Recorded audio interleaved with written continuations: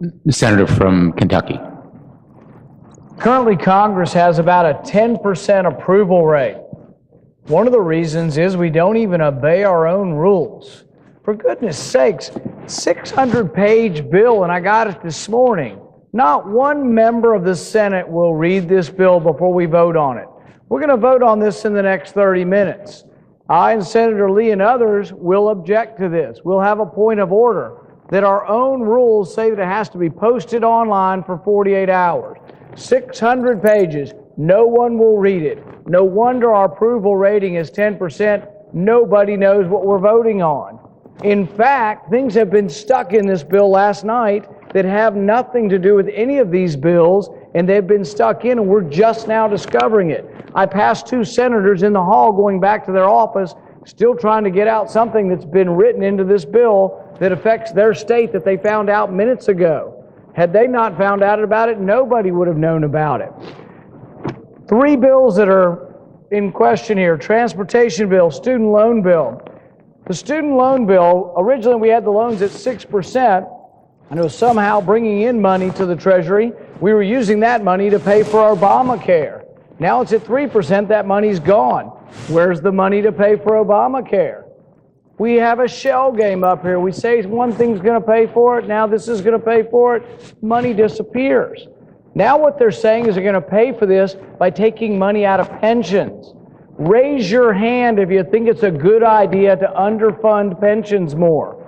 Over half of the pensions in this country are technically insolvent because they don't have enough money to pay for them. Is it a good idea to have less money go into workers' pension to pay for a student loan program? I have a bill in Congress that says we should read the bills before we pass them. It says that we should wait 1 day for each 20 pages. So we'd be given time to read 600-page bills.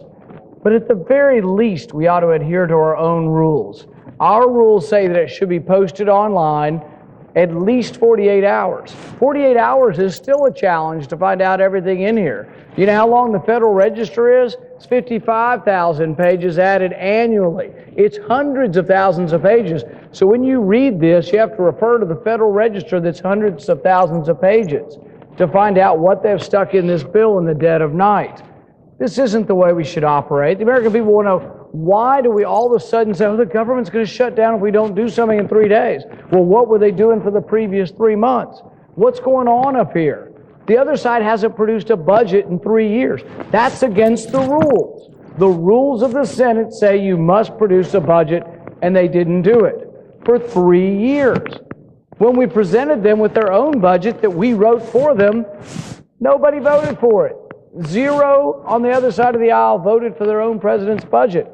How are we going to get to compromise if they're not showing up for work? How are we going to get anything done if they don't obey their own rules? I'm discouraged by this. I will raise a point of order in the next hour that says we have broken the rules of the Senate, and I will ask them to vote on it. I fully expect the parliamentarian will rule in our favor. We'll see. But then the other side will simply close their eyes to the rules. They won't care what the parliamentarian says, and they will just overturn this by saying, we are the majority and we deem it so. We are the majority. We don't care what's in the bills. We don't care to take the time to read the bills. We are in the majority and we deem it so. I think this is why the American people are unhappy with what's going on in this body. I object strenuously to it. I will vote against this, and I will raise a point of order that says we should read the bills before we pass them. Thank you, Mr. President.